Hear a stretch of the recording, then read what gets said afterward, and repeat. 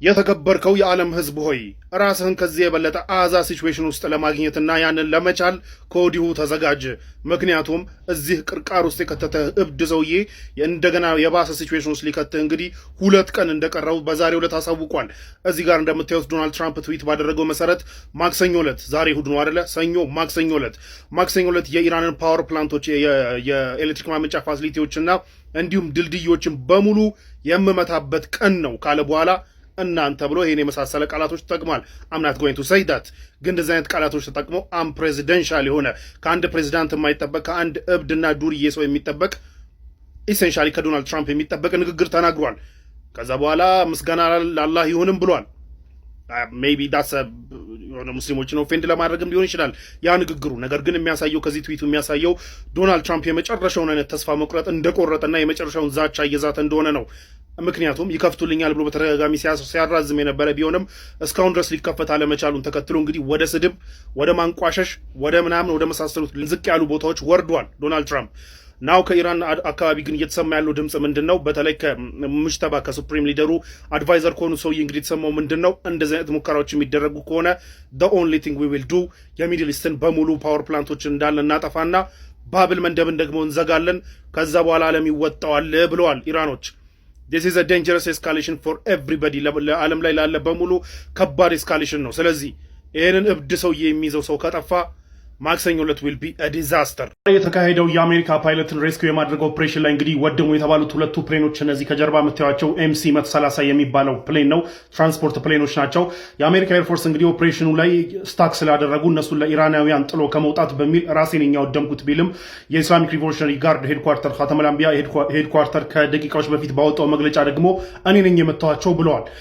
የሬስኪው ኦፕሬሽን ለማድረግ የኢራንን አየር ክልል ጥሶ የገቡ የአሜሪካ የኤርፎርስ ፕሌኖች እነዚህ ሁለቱን ኤምሲ 130 የሚባሉትን የመተዋቸውን ነኝ ይህንን አቴምፕት አክሽፍ ያለው ብሏል። ኻተመል አንቢያ አክሽፍ ያለው ሲል ፓይለቱ ሬስኪው አልተደረገም ነው ምንድነው የሚለውን ስፔሲፋይ ባያደርግም ግን እነዚህን ፕሌኖች መምታቱን ግን ክሌም አድርጓል። ዞሮ የዩኤስ ኤርፎርስ እኔ ነኝ የመተዋቸው ቢልም ኦር ደግሞ የኢስላሚክ ሪቮሉሽነሪ ጋርድ ደግሞ እኔ ነኝ የመተዋቸው ቢልም ዞሮ መመታታቸውና ሁለቱ ፕሌኖች ግን የአሜሪካ ኤርፎርስ ፕሌኖች ግን ትልልቅ ፕሌኖች ናቸው፣ ትራንስፖርት ፕሌኖች ናቸው። መውደማቸው ግን ታውቋል።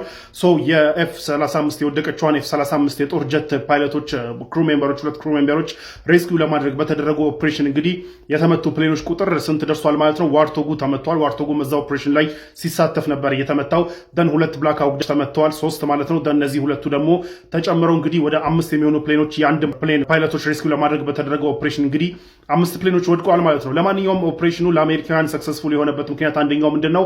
ፓይለቱ ያለበትን ቦታ ኦር ይሄ WSO ያለበትን ቦታ ሎኬሽን ኮሚኒኬት ማድረግ መቻሉ ነው።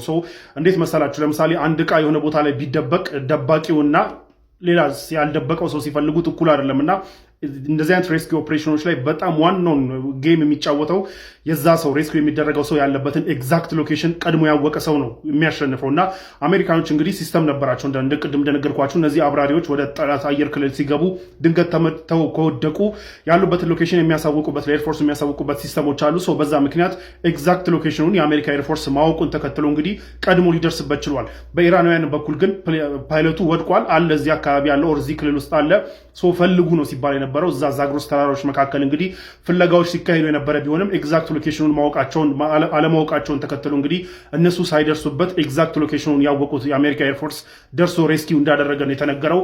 የኢራን ሪቮሉሽነሪ ጋርድ አቴምፕቱን ፌል እንዲያደርግ ኦር እንዳይሳካ አድርግ ያለው ላይ ቢሆንም ሬስኪው አልተደረገም ነው ወይ የሚለውን ግን እስካሁን ድረስ ስፔሲፋይ አላደረገም። እስቲ በዚህ ጉዳይ ሀሳባችሁ ልጠይቃችሁ። ከጀርባ የምታዩት እንግዲህ ዛሬ አሜሪካ አደረኩት ባለችው የሬስኪው ኦፕሬሽን ላይ የተከሰከሰው የኤምሲ 130 የሚባለው የጦር ጀት ነው። አሜሪካ ራሴ ነኝ ያወደምኩት ነው ያለችው። ኤንድ ደግሞ ኢራን ደግሞ እኔ ነኝ የጣልኩት ነው የምትለው። ለማንኛውም ግን ሪፖርቶቹ ኮንፍሊክቲንግ ስለሆኑ የትኛው ያሳምናል የሚለው ሁለቱም ሪፖርቶች ነኝ። የአሜሪካ ሪፖርት የሚለው እነዚህን ፕሌኖች ይዤ መጣው ነው። ሌሎች የጦር ጀቶች አሉ አጃቢዎች ኦፍ ኮርስ። ነገር ግን ለትራንስፖርት ሰዎቹንም ስፔሻል ፎርሶቹንም ይዘው የመጡና ለትራንስፖርት ሬስኪው የተደረገውንም ሰው ይዘው ለመመለስ እንግዲህ መጡ የተባሉ 2 ኤምሲ 130 30 የሚባሉ የጦር ፕሌኖች እነዚህ ጋር የምታዩቸው የጦር ፕሌኖች መጥተው እንግዲህ ሪሞት ኤሪያ ላይ ኦር ገጠር ውስጥ ያለ አንድ የኢራን ኤርቤዝ ውስጥ ኦር አየር ማረፊያ ላይ ማረፋቸው ነው እንግዲህ የተነገረው። እዛ ላይ ካሳረፍኩኝ በኋላ ኦፕሬሽን ስጨርስ ደግሞ ተመልሼ ለመነሳት ስሞክር እነዚህ ሁለት ፕሌኖች ስታክ ማድረጋቸውና ቴክኒካል ችግር እንዳጋጠማቸው ነው። ሶ ቤዚካሊ ሁለቱም እንዴት አት ሴም ታይም ቴክኒካል ችግር ያጋጥማቸዋል የሚለው ኩዌስችን ልታነሱ ትችላላችሁ። ለማንኛውም ቴክኒካል ችግር እንዳጋጠማቸውና እንደውም ያረፉበት ቦታ ደግሞ ሶፍት መሆኑን ተከትሎ መነሳት አለመቻላቸውን ተከትሎ ሌላ ተቀያሪ ፕሌን አመጣን ነው የሚለው ሪፖርት። ሶ ሌላ ተቀያሪ ፕሌን ሲያመጡ እዚህ ጋር ልታስቡ የምትችሉት ኦኬ እነዚህ ፕሌኖች በጣም ሳይዛቸውም ትልልቅ ነው፣ ያረፉበት ቦታም ሶፍት ነው፣ ሶስት ታክስ ስላደረጉ የተሻለ ፕሌን ይመጣል ብለህ ስትጠብቅ ግን መጡ የተባሉት ደግሞ ሶስት የሚሆኑት ፕሌኖች HC 130J የሚባሉት ኦር ኮምባት ኪንግ የሚባሉት ፕሌኖች ናቸው። እነዚህም ፕሌኖች በጣም ሳይዛቸው ትልቅ ነው። ልክ እንደ MC 130 እንደሚባለው ሁሉ ይሄኛውም ሳይዙ ትልቅ ነው። ሶ እዚህ ጋር አንድ ሴንስ የማይሰጠው ነገር ምንድነው ለምን ተመሳሳይ እንትን ላይ ለምን ተመሳሳይ ፕሌን መጣ የሚለው ነው። ሁለተኛው ደግሞ ሁለቱም እንዴት አት ሴም ታይም ቴክኒካል ችግር ያጋጥማቸዋል የሚለው ነው። እንደዚህ አይነት ጥያቄዎች ሊነሱ ይችላሉ። ከዛ ውጭ ግን እዚህ ክራሽ ሳይት ላይ የሚታየው እንግዲህ ዙሪያውን እንደምታዩት በቪዲዮም ላይ ከላይ ሲያልፍ የምታዩት ቪዲዮ ላይ የሚያሳየው ምድረ በዳ ላይ ያለና በጣም ቴሬኑ ራሱ ወጣ ገባ ይሆነና ምንም አይነት ኤርቤዝ የሚያሳይ አይደለም። ሶ ኢራኖች ደግሞ የሚሉት ኖ እየበረሩ ባለበት ሰዓት መተዋቸው ነው የሚለው። ሶ ተመተው ከሆነ ኤኒ ራንደም ቦታ ሊወድቁ እንደሚችሉ ይታወቃል።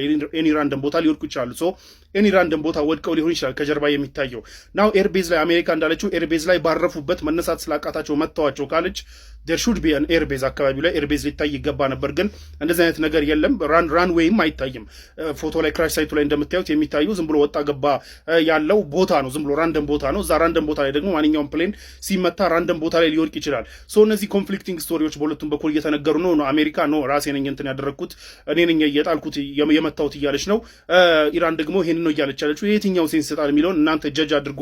በሌላ በኩል ግን ከተመቱት እነዚህ በኢራን በኩል ሁለት ብላክ ሃውክ ሄሊኮፕተሮችንም መትቻለሁ ብላለች። እዚህ ክራሽ ሳይት ላይ የታየ የለም። በአሜሪካ በኩል ግን እዚህ ክራሽ ሳይት ላይ የታየ ሌላ ያልተነገረ ግን ሊትል በርድ የምትባሉ የጦር ሄሊኮፕተርም እዚሁ ላይ ታይታለች። ባይ ዘ ዌይ ሊትል በርድ እንደዚህ አይነት ኦፕሬሽኖች ላይ ብዙ ጊዜ ትሳተፋለች እና እሷም ተከስክሳ ታይታለች ማለት ነው።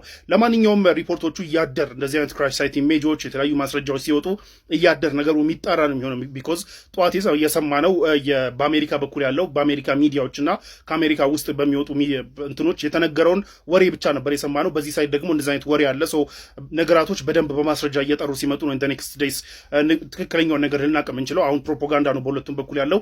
በኢራን በኩል ያለው ማስረጃ ግን ይሄ ነው። ሶ የትኛው ነው የሚመስላችሁ የሚለውን እናንተ ጀጅ አድርጉ። በሌላ በኩል ግን እነዚህን ሁለት ፓይለቶች ሬስኪው ለማድረግ የተከሰከሱት ፕሌኖች ብዛት ግን እያነጋገረና በጣም ኮስታቸው ሲደመር ዋርቶጉ አለ ደን መጀመሪያ ላይ መጡት ዋርቶጉ ለምሳሌ $20 ሚሊዮን አካባቢ ነው ዋጋው ከ18 እስከ $20 ሚሊዮን። ብላክ ሃውኮቹ ሁለቱ ተከሰከሱ የተባሉት ትላንትና ማለት ነው እነሱ $20 ሚሊዮን ናቸው ኢች አፕሮክሲሜትሊ። ሶስቱ ብቻ $60 ሚሊዮን ይሆናል። ደን MC 130 አሁን ትላንት ዛሬ አወደምኳቸው ወደሙ የተባሉት ሁለቱ አሜሪካን ያወደምኳቸው ኢራን ደግሞ የመተዋቸው ያለቻቸው ፕሌኖች እያንዳንዳቸው እስከ $120 ሚሊዮን ናቸው ኢች። በጣም ብዙ ፕሌኖች እንግዲህ እቺ ትንሿ ሊትል በርድ የምትባለው ራሱ እስከ 7.5 ምናምን እዚህ ላይ ደግሞ እንደገና F-15 የወደቀውን ስደምሩት ኦልሞስት ወደ $400 ሚሊዮን የሚያወጣ ኤርክራፍት ነው ያጣቸው አሜሪካ በዚህ ኦፕሬሽን። ሶ $400 ሚሊዮን ወደኛ ስታስቡት በጣም ብዙ ብር ነው እንትን የሚሆነውና 32 ቢሊዮን ብር አካባቢ ኢች ለነዚህ ሁለት ፓይለቶች 32 ቢሊዮን ብር ኢች ነው እንግዲህ ኮስት አድርጋ ሬስኪው ያደረገቻቸውና ለሁለት ፓይለቶች ሬስኪው ለማድረግ ሌላ ኦፕሬሽናል ኮስቱን ምናምን ነገር ትታችሁ ኪሳራ ገጥሟት ሬስኪው ያደረገችው። ሰው ይሄስ ድል ነው ወይ የሚለውን እናንተ ጀጅ ታደርጋላችሁ። የኢራን ፓርላማ አፈ ጉባኤ የሆኑት መሐመድ ባጋር ጋሊባፍ ግን ምን ብለዋል? ይሄ ድል ነው ካላችሁ ይመቻችሁ፣ ድል እኛ ችግር የለብንም፣ ግን 1-3 እንደዚህ አይነት ድል እንዲያጋጥማችሁ እንመኛለን የሚል ነገር ተናግረዋል። 1-3 እንደዚህ አይነት ድል ቢያጋጥማችሁ ኮምፕሊትሊ ኮላፕስ ታደርጋላችሁ የሚል ትዊት አድርጓል። ለማንኛውም ድል ነው ወይስ ይሄ ነገር ምንድን ነው የሚለውን እናንተ ሀሳብ ስጡበት። ኤንድ ደግሞ የማን ሀሳብ ይገዛል የሚለውንም እናንተ ሀሳባችሁን አስቀምጡ። ኢን ዘ ካሚንግ ዴይስ ደግሞ ሪያሊቲውን የምናረጋግጥ ይሆናል ማለት ነው።